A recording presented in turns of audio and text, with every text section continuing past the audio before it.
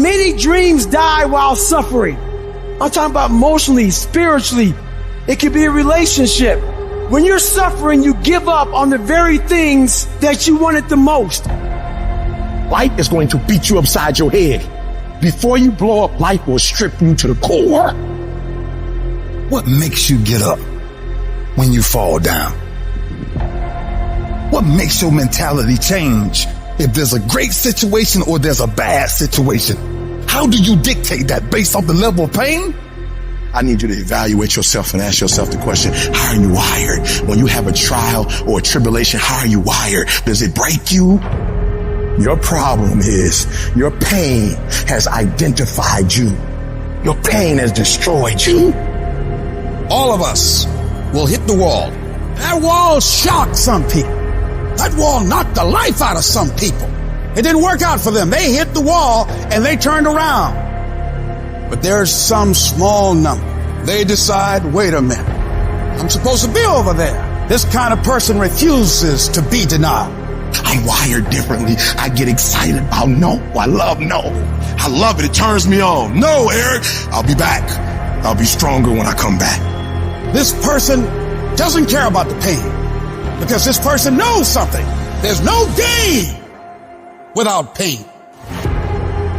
So this person comes back anyhow, again and again. And if you keep on hitting that wall, here's what happens to you.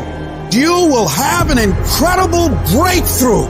And it's as if the universe says, let's help him out. I admire that kind of tenacity. Let's give her a hand. Let's send her assistance, send her resources. It will come out of nowhere. As you're working times with tears falling down your face. And you'll look back on the times and you will cherish those times. When your mind knows it's not going to quit, your body will adapt to whatever is in front of it. What happens is you have all these voices that are telling you you're f***ed up and this is going to be hard. But for some reason, you put so much practice into you that you can ignore every one of them that are telling you you're not going to f***ing make it and still be able to f***ing make it. Because you have put the practice in that you know this is the process. It's such a daunting task that all the voices are saying no.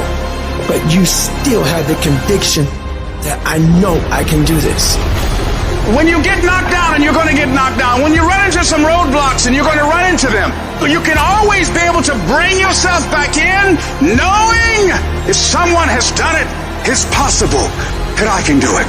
Some of you have been knocked out by life and you got up and saw the blood. He hit me. Sometimes in life, you have to hit back. You got knocked on the ground. You had absolutely nothing to do with that. And I'm not blaming you for that. But if I come back a week later, you still on the ground. If I come back a year later, you still on the ground, that's your fault. If you get knocked down, there's nothing you can do about it. But getting back up has every single thing to do with you. And you will promise me that from this day forward, you will not be defeated.